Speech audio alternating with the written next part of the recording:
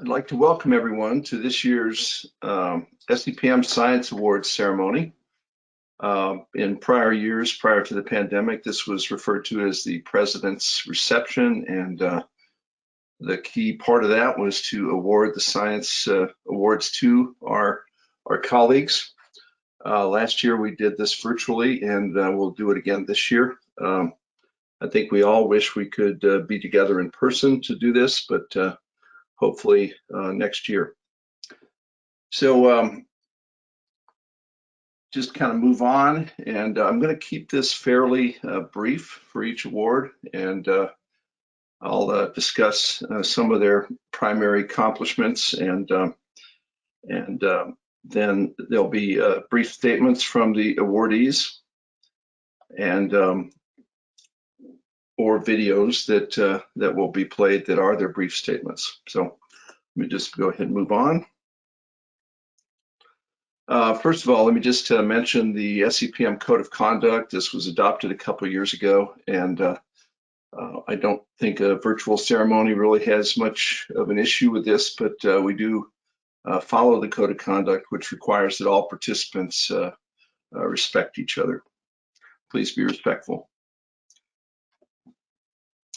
The order of events that I'm going to go through is briefly do some recognitions and thanks to SEPM people, and then we'll go into the SEPM Outstanding Journal Papers, the SEPM Science Awards, and then some concluding remarks.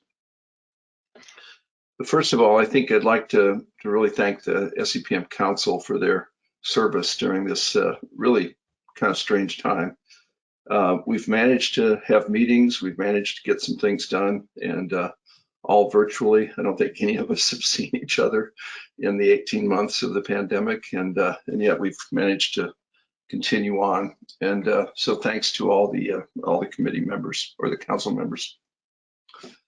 And then a special thanks to the SEPM staff, Howard Harper and Teresa, who were the leaders there. Cassie Turley deserves a special thanks for preparing this event. Others that really participated would be Rebecca Gremla, who put together this presentation in draft form and made all this possible.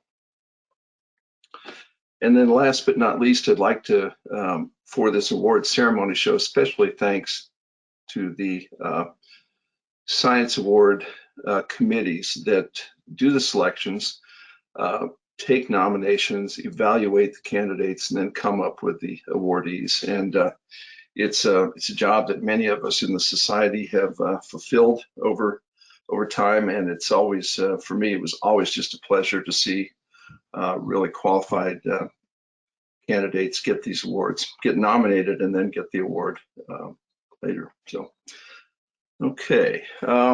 I'd like to move straight then to the outstanding papers in Journal of Sedimentary Research in Palaus. And so we have two papers in the Journal of Sedimentary Research that are receiving awards and recognition this year. The first is referred to as Capturing Key Attributes of Fine-Grained Sedimentary Rocks in Outcrops, Cores, and Thin Sections, Nomenclature and Description Guidelines. This was a paper published in 2015. The authors are Remus Lazar and colleagues from ExxonMobil and the University of Indiana. It's a very great pleasure, personal pleasure, to see this award go to this group. Remus was a student I had a chance to work with years ago, and then also worked with at Exxon. The second paper is Stromatolite Provinces of Hamlin Pool, Physiographic Controls on Stromatolites and Associated Lithofacies, published in 2019. The lead author was Erica Sorsari and colleagues. And so congratulations to these authors for this fine work. Just a reminder to the audience, this is not the best paper award for any particular year. It's outstanding papers in the Journal of Sedimentary Research that the selection committee deems as suitable for recognition. So I'd like to move down to the outstanding paper in Palaus, which is tracing the origin and collapse of Holocene benthic baseline communities in the northern Adriatic Sea, published in 2018.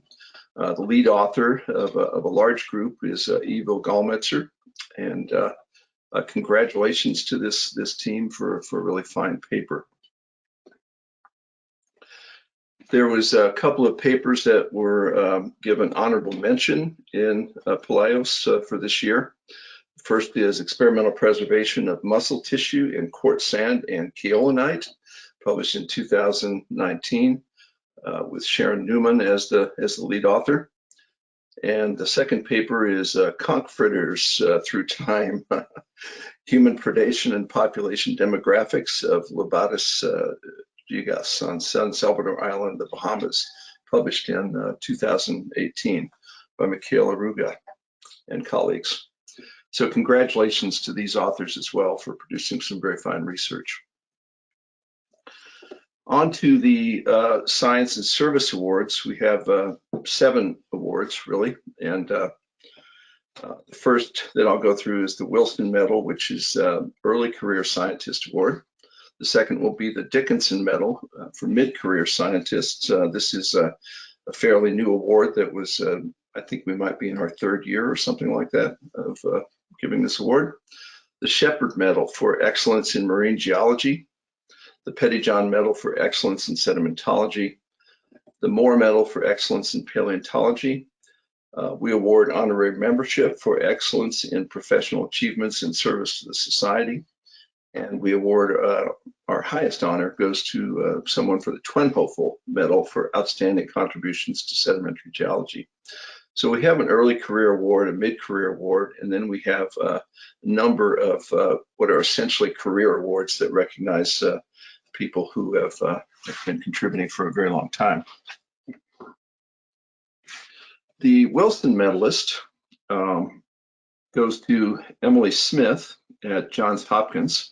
She's assistant professor at Johns Hopkins, and she received her MS and PhD from Harvard, her bachelor's from Amherst.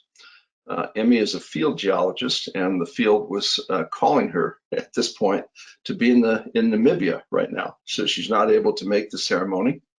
Her work uses the richness of the stratigraphic record to address important Earth history questions, such as the Cambrian explosion and large-scale changes in the carbon cycle during the late Ediacaran and the Phanerozoic.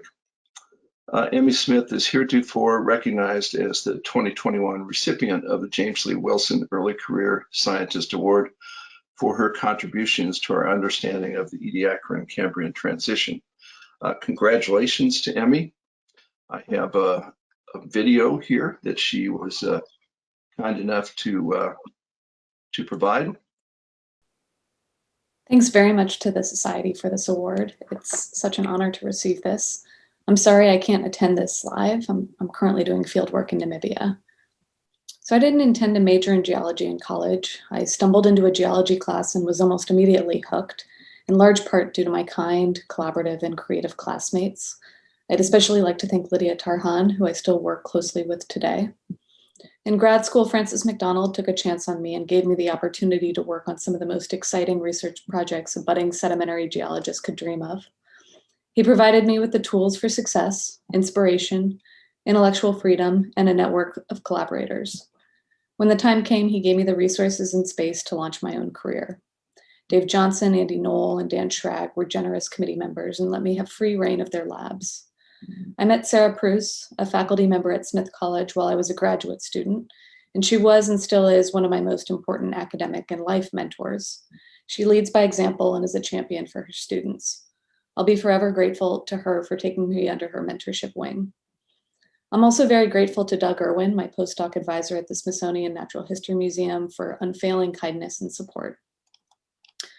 I'd also like to thank my peers from graduate school who challenged me, laughed with me, and commiserated with me. Many of these people remain close collaborators today. I'd especially like to thank Uyanga Bold, Athena Eister, Blake Hodgin, Sarah Peterson, Alan Rooney, Eric Sperling, and Justin Strauss. I've learned about sponges, redox proxies, rift basins, and paleomag data alongside and from them. My research is highly interdisciplinary, and I rely on the expertise and resources of many colleagues. Some of these people include Anne-Sophie Aim, John Almond, Tanya Bozak, Simon Derrick, John Higgins, Jahan Ramazani, Laurent Richards, Jim Schiffbauer, and Mark Schmitz. They've been so generous with their time and resources, and in many cases have extended that generosity to my students. My research wouldn't be possible without these people and many others. I'd like to thank my colleagues at Johns Hopkins, especially all the junior faculty. Without them, I'd probably still be trying to figure out how to renovate a lab. This award is as much my research group's as it is mine. My students, postdoc, and lab techs have challenged me, taught me, and inspired me.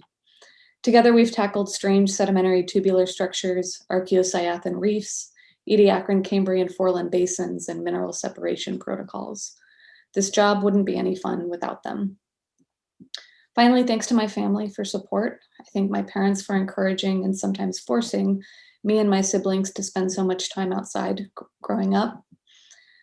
My 3 siblings and I all became geologists, and I thank them for years of camaraderie digging in the dirt and arguing around the dinner table.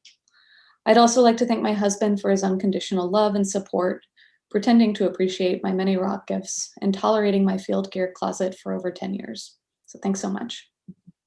So on to the Dickinson medalist.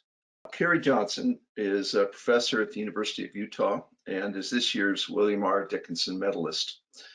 Carrie received her PhD from Stanford, where she worked with Steve Graham, a Pettyjohn medalist himself, and which means that she has an academic lineage that traces directly back to Bill Dickinson. She received her BA from Carleton College. Her research is centered on field-based basin to facies scale problems in China, as well as in her backyard in Utah. And she has recently began a research program on the Karoo Basin in South Africa. Carrie Johnson is heretofore then recognized as the recipient of the William R. Dickinson Medal, given for excellence by a mid-career geoscientist.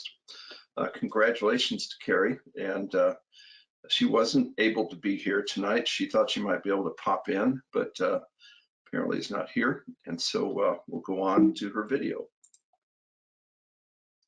Bill Dickinson is still such a transformational figure in our science, and I am truly honored to have any association with his name. Thank you so much to SEPM and those who supported my nomination for this award. This society and the broader sedimentary geology community has been so important to me during this pandemic and beyond. I really look forward to the day when we can meet again in person, and I invite every single one of you to come to Utah and let's look at rocks together. I don't know how much credit I can really take for any of this. For sure, there's been some hard work along the way, but there's also been plenty of privilege and plain old good luck. Academia has its pitfalls, but I truly, truly love my job, and it's made all the better by supportive and dedicated colleagues and students. I'm mindful of how very fortunate I am to even be in a position to win an award like this. I could have easily wandered another direction if not for the incredible geoscientists I've met along the way, the faculty at Carleton and Stanford in particular. Thank you to Steve Graham for his intellectual leadership, mentorship, and friendship. I am so grateful to my global village of mentors, many of whom are unaware of their roles in my life. Colleagues, both junior and senior, students, staff, my daughters, and even Geo-Twitter folks. I have learned so much from these champions of curiosity, reason, kindness, and vulnerability. We have so much work to do, don't we? Diversity, equity, and inclusion challenges, public perceptions, and the politics of science here in the midst of a global pandemic and climate crisis. The students that we are educating now will face, along with us, just daunting challenges, especially in the energy and sustainability arena. We owe it to them, not to mention the planet, to provide the best possible preparation. And I don't have the answers, but I think the solutions must still at least partly lie in the fundamentals championed by Bill Dickinson. Observational skills, multidisciplinary toolkits, creative and critical thinking, and the ability to communicate our science to a full range of stakeholders. In addition, I know that we must continue to rise by lifting others. So thank you again for this turn on the lift. Okay, well, thank you to Carrie for that very fine talk and or little acceptance statement. I think it's interesting she mentions sustainability. That's something that a lot of our awardees this year and a lot of our future directions in SEPM hopefully will have in common. Okay, I'd like to move on then to the Shepard Medalist. This year's Shepard Medalist is Stan Riggs. He is a research professor at East Carolina University. This year's Shepard Medalist. He received his PhD from Montana, earlier degrees from Beloit College and Dartmouth. Stan is a prolific coastal geologist who has been a leading figure in coastal geology and coastal evolution along the North Carolina and broader East Coast for the better part of almost 5 decades and a little bit more, 5 decades maybe. And he's had a terribly large impact on understanding issues related to coastal systems and sea level change. I personally came across his work doing some research on South Carolina years ago and was just amazed at the depth and breadth of what he had done. One of the interesting tidbits I came across with reference to Stan was that he has a research vessel named after him, the RV Stanley R. Riggs. It seems just totally appropriate to me. Another interesting aspect of Stan's career is he founded a nonprofit devoted to understanding sustainable development in Eastern North Carolina. Once again, the sustainability issue. For his career of contributions, Stan is heretofore recognized as the Francis P. Shepard Medalist for Excellence in Marine Geology. Congratulations to Stan, and I believe he is here with us and has a few words to share with us. Okay, thank you very much, Mike. I'm deeply grateful to the Society for Sedimentary Geology for bestowing on me the great honor of the 2021 Francis P. Shepard Award for Excellence in Marine Geology. When I first began studying coastal marine processes of southeastern United States coastal plain and continental shelf back in 1962, there was no way to foresee where this work would lead. Now, to receive this most prestigious Shepard Award for undertaking this incredible career journey is a very humbling experience. I have always believed that the team approaches to work on common goals had unlimited potential. Many people have played key roles as working team members through my 59-year career. And we're not done yet. We're still working at it. I would like to specifically acknowledge Dr. Hank Woodard at Beloit College, Dr. Robert Reynolds at Dartmouth College, and Dr. Don Winston at the University of Montana, who each laid very critical pieces of groundwork for my future. I have been on the faculty at East Carolina University for 55 years now as distinguished professor. During this time, my faculty colleagues, students, and associates at allied universities, state and federal agencies, and local citizenry were critical partners on our teams. Explicit thanks go to Charlie Brown, Scott Snyder, Stephen Culver, Dorothea Ames, David Mallinson, Albert Hine, Orrin Pilkey, Bill Burnett, and numerous other scientists and leaders and citizens from everywhere we worked around the world. But most importantly, it has been the truly unending support I received from my fabulous family. An incredible parade of life preceded Homo sapiens' brief experience on Earth and left a fossil record of appearance and disappearance. The basis for our future actions must acknowledge our planet's finite limits with top priority placed on environmental quality of the Earth system and the life of its inhabitants, rather than just unlimited growth, unfettered development, escalating profit margins, and military dominations. Humans do not stand alone. We are an integral part of a much larger system with which we must live harmoniously and learn to manage with understanding and compassion.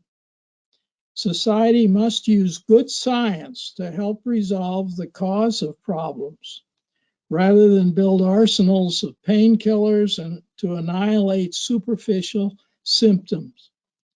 Geoscience's crucial contribution is its ability to educate society about the Earth's engines of change and their consequences. SEPM's recognition for our team's work over 6 decades is greatly appreciated. I accept this award for all the wonderful colleagues, students, and citizens who care deeply about the future of the Earth's resources, its complex ecosystems, and inspiring and dynamic landscapes. For all young scientists, do great things by putting your science to work in the public domain. Giving back provides great rewards and can help ensure humans' sustainable future on our precious planet. I want to thank you very, very much for this recognition.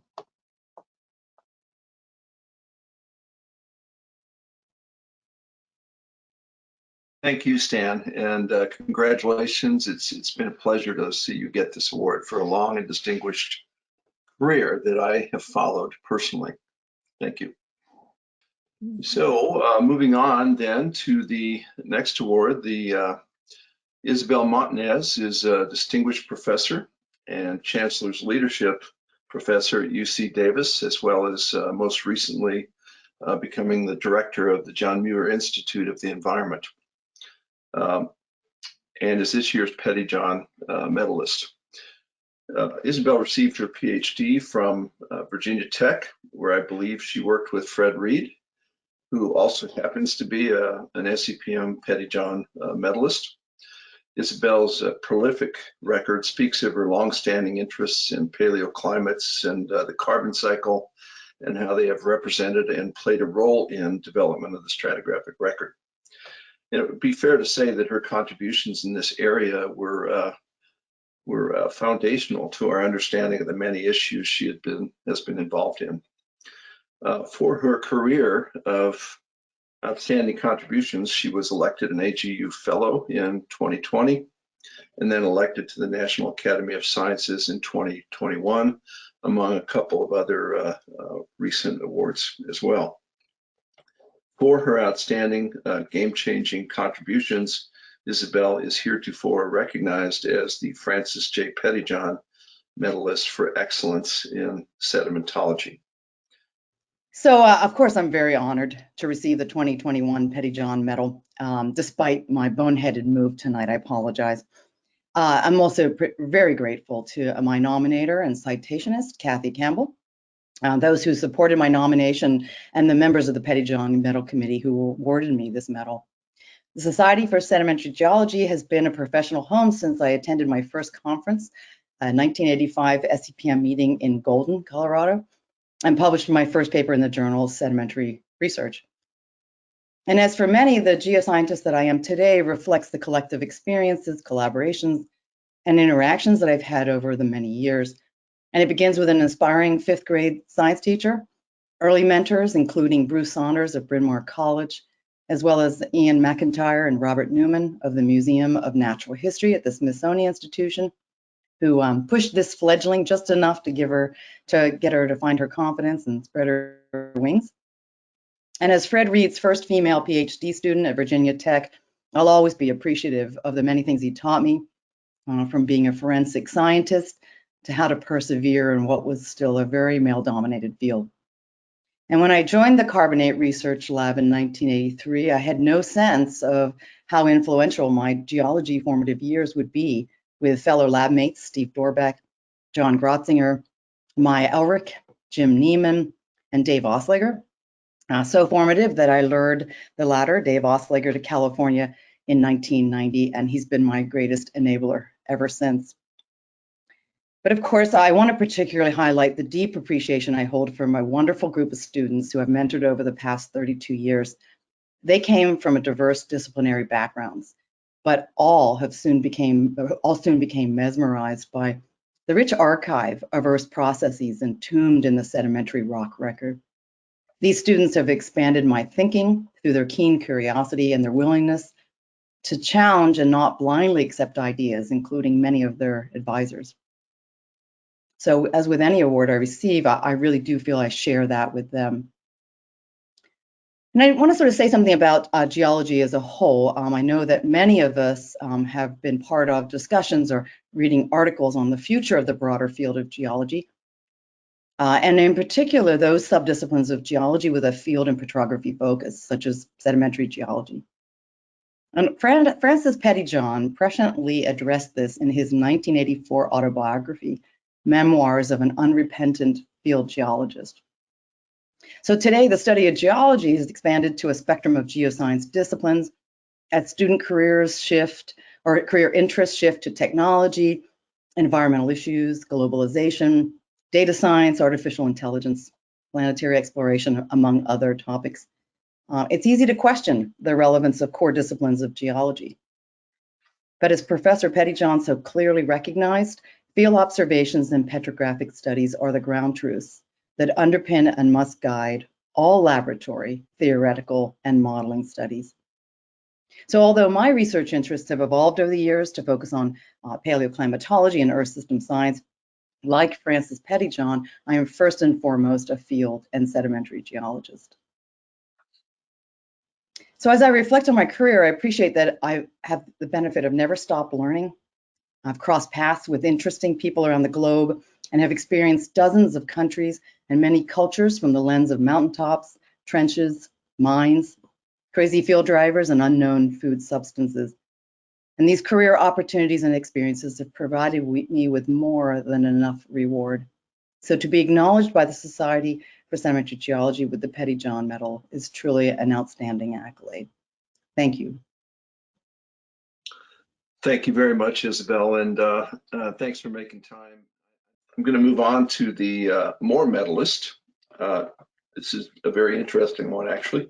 Nigel Hughes is professor of geology at UC Riverside, and this year's Raymond Seymour Medalist. Nigel received his PhD from the University of Bristol.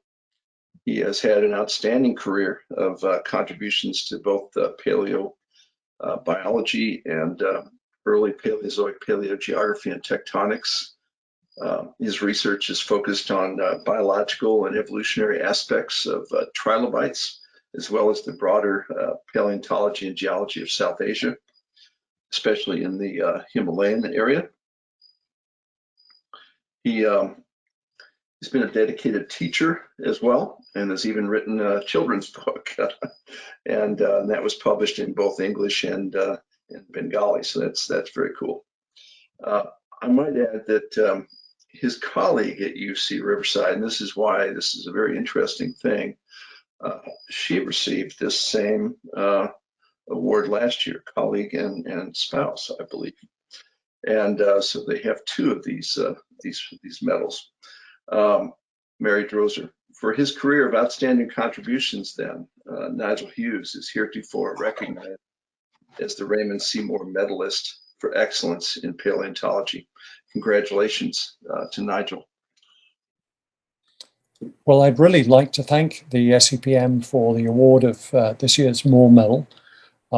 Looking at the previous awardees, it's clear that there are many specimen-based paleontologists who've applied their work to either evolutionary biology or broader questions in geology. And I became a paleontologist because of plate tectonics and evolution. And so that's something that I've always tried to do in my own work, and why this award is particularly meaningful to me. There are many people to thank. My parents for taking their pleasure in the things of nature. My older brother Simon for encouraging me that an academic career might actually be possible. The world's oldest school natural history society at Bootham School in York in England, and particularly David Robinson, teacher of physics and astronomy there, for great encouragement. My PhD advisor was Derek Briggs, a person of uniform excellence. And in trilobites, I was initiated into that world by previous winner of the Moore Medal, Richard Fortey, and particularly by Adrian Rushton of the British Geological Survey. Other influences have been Peter Gell at the Queensland Museum, where I did a postdoc. Peter is always keeping me on my pins still today about trilobite systematics. And Doug Irwin at the Smithsonian, who encouraged me to broaden my impact of my research in terms of evolutionary biology. I'm tremendously grateful to Jerry Gunderson, the late Jerry Gunderson from Middleton, Wisconsin, for help as an amateur paleontologist with my PhD fieldwork in Wisconsin, and also Klaus Westphal of the University of Wisconsin-Madison Geological Museum. Tremendous help from them. And also in the work that I've done in Asia, many, many people to thank there, but particularly my colleague Sanchi Peng from Nanjing, and for our geoscience outreach work, the ongoing collaboration with Teresa Banerjee and Shekhar Mukherjee. I've had very fortunate students. I've been very fortunate to have excellent students. And today I'd like to mention in particular Ryan Mckenzie, because his work is really the kind of work that I think the Moore Medal celebrates from a specimen-based paleontological perspective to an application to sort of global tectonic history. And of course, it's important to mention two tremendous long-term collaborators that I've had. The first being Giuseppe Fusco of the University of Padua, with whom I think we have really taken trilobite developmental paleobiology forward, and it's a great pleasure to see other people now using the kind of approaches we've pioneered. And none of that work would have been at all possible without Giuseppe's involvement. And on the geological side, my colleague and great friend Paul Myro, with whom I've sparred for years, but who has really enabled the broader geological impact of the work that we've been doing in Asia to be realized. And those then have been two extraordinarily important collaborations for me. But the most important collaboration, of course, is that with former Moore Medal winner, last year's Moore Medal winner, Mary Droser, my life partner, as well as colleague. And of course, our two children, Emily, who is becoming a planetary geologist, and Ian, who is becoming an evolutionary biologist. So this award is a tremendous honor. It's one that I value particularly because of its connection of paleontology to other branches of geology. And I'm delighted to have been awarded this year. And thank you all. Okay, well, thank you to Nigel, and congratulations again. Okay, well, we'll move on to the next award.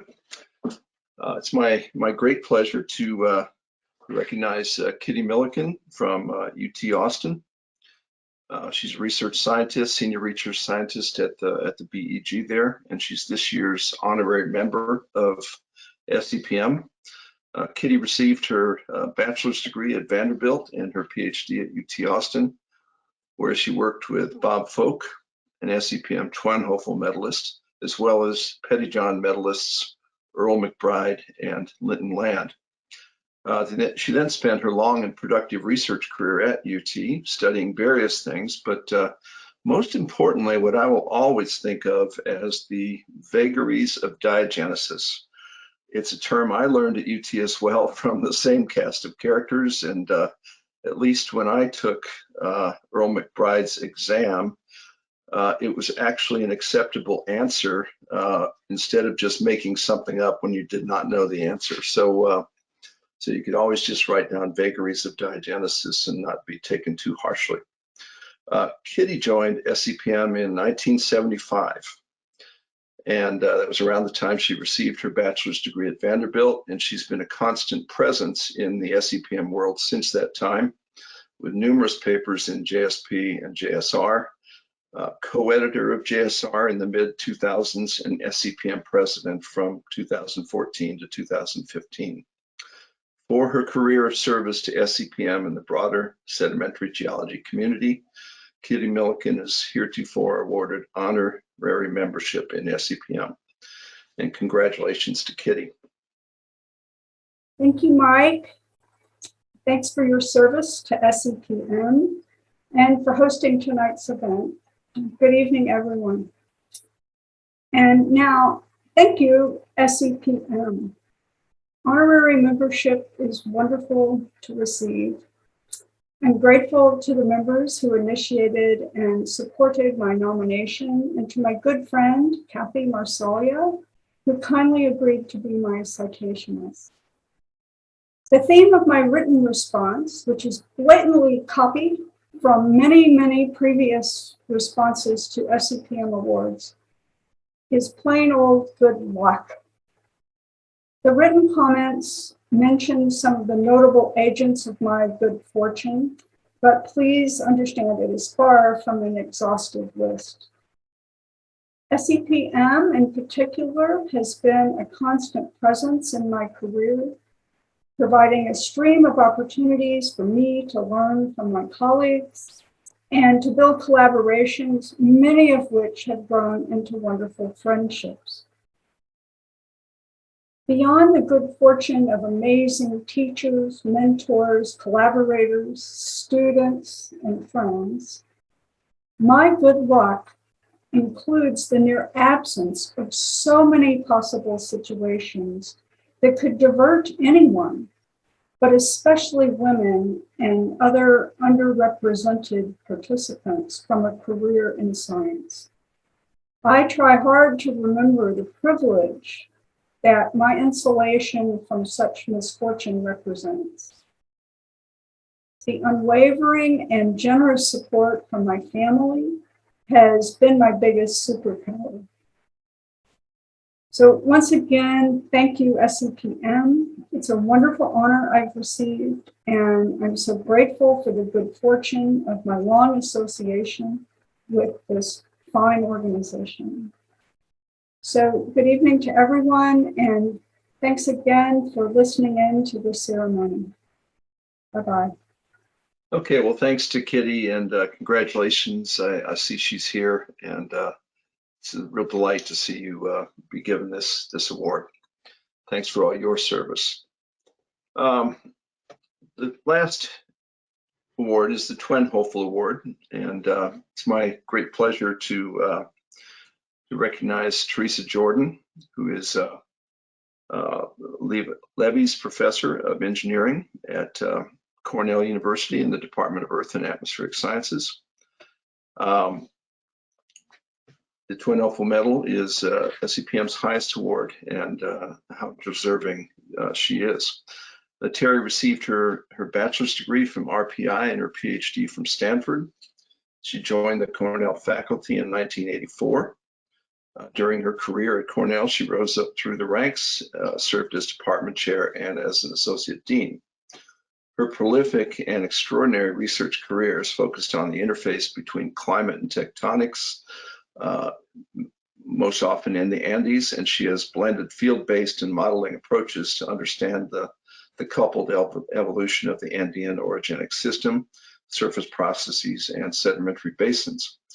I note that she has long been associated with teaching and research devoted to the intersection between geology and engineering, and is now devoting attention to sustainability issues in the Appalachian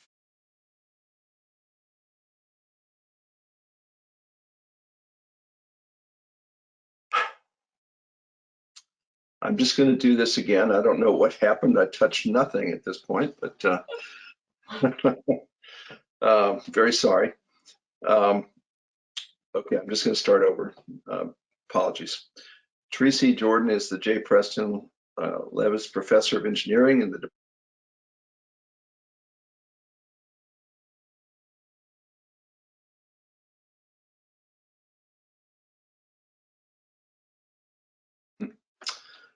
Okay, one more time.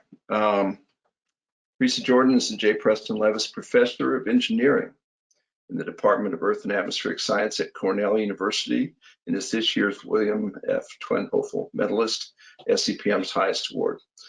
Terry received her BS from RPI and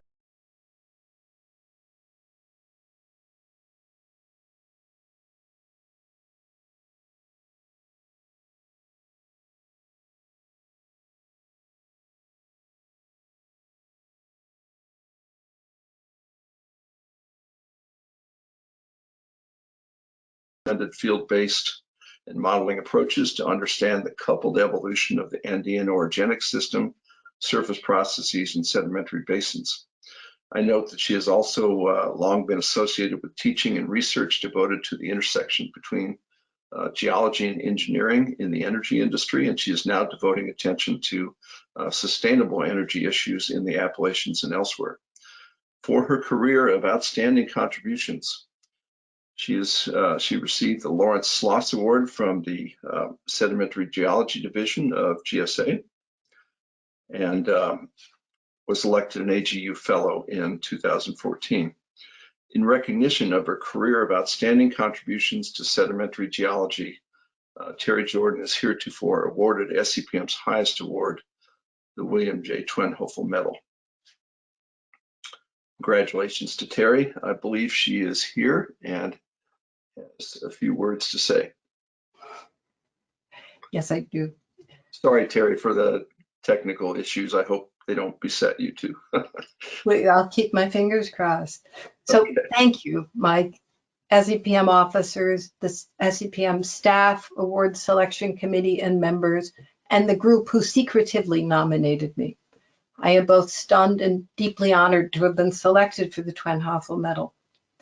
The second part of that shouldn't be a surprise. It is a great honor to be selected for a career award by the organization that has been my constant intellectual home for almost 50 years. The first part, that I am stunned, may need explanation.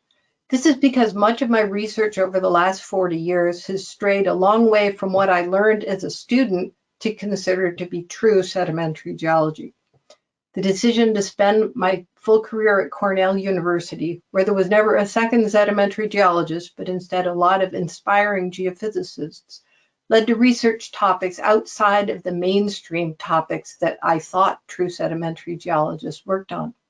As a result, it is a surprise and a really pleasant one to learn that SEPM still counts me in.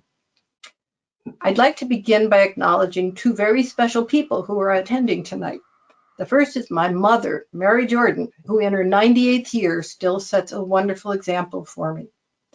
The second is the unnamed co-recipient of this award, my husband, Rick Allmendinger, structural geologist and geological software developer extraordinaire. Without Rick's companionship and patience, who knows where I would have ended up, but probably not here. My connection to SEPM, this is a recurring theme among many speakers, began as a college sophomore through Professor Gerald Friedman at Rensselaer in my case, who at that time was president of SEPM, and who recruited student members with the promise that a membership application sponsored by the Society's president was very special. The sense of honor for selection for the Twenhofel comes in part from the fact that I follow both Jerry Friedman and Bill Dickinson, my graduate school Stanford advisor, in this award. There have been a wide variety of research chapters for me, but for most of them, one foot remained solidly in fieldwork regarding sedimentary rocks. It was the other foot that varied a lot across data types and questions. When I was young, my central criteria for a career were that I wanted to continue to learn and I wanted to work outdoors. When I finished graduate school and needed to pick a label to put on my CV looking for a job, I picked physical stratigrapher because it was so general, even though I didn't know anyone who called themselves a physical stratigrapher, and I probably horrified Bill Dickinson with that choice. My career has filled my early criteria, and it stayed largely within the bounds of physical stratigraphy. The other major factor that shaped the career was the discovery that the Andes mountain system is a phenomenal natural laboratory. My curiosity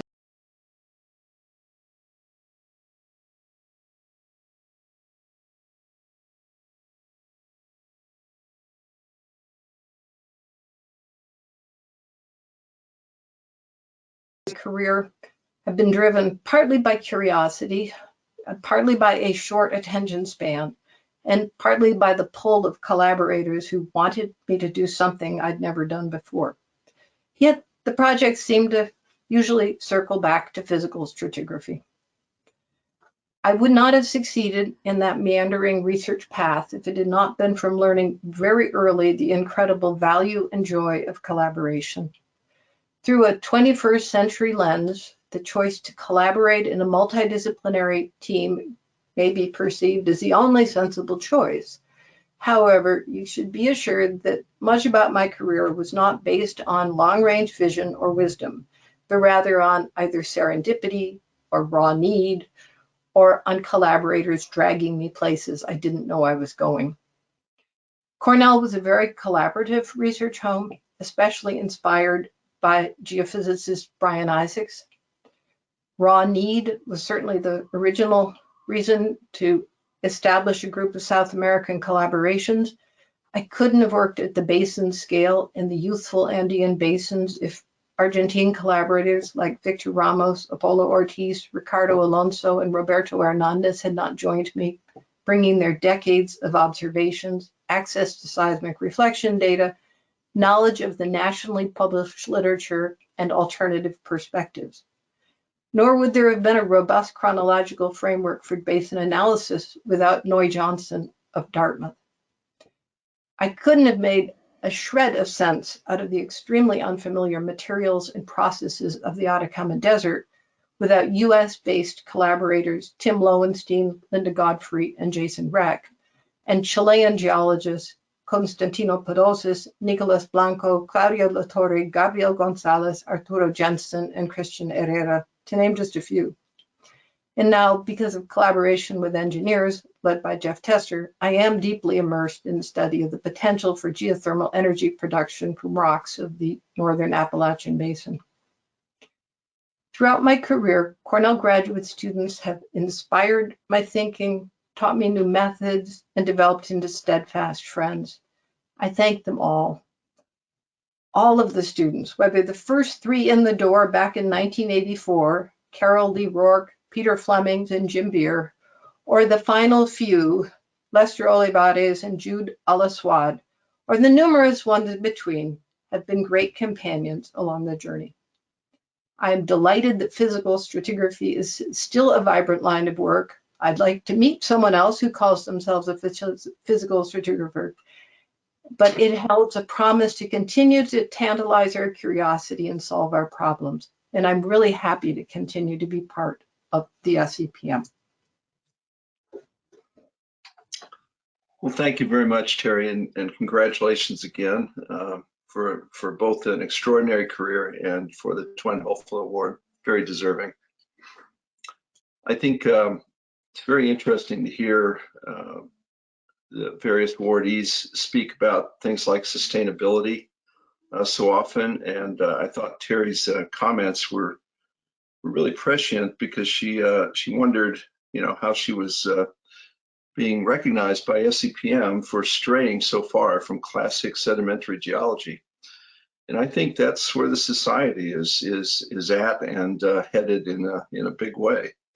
The discipline has changed, and largely due to people like Terry and our other awardees today. So thanks to all of them. It's a great pleasure to. This is the best part of the being president's job. is to give out these awards, and it's been a great honor to do that tonight. So with that, I would just like to say thank you to everyone for attending. And sorry about the technical issues. One of these days we'll get all those things figured out.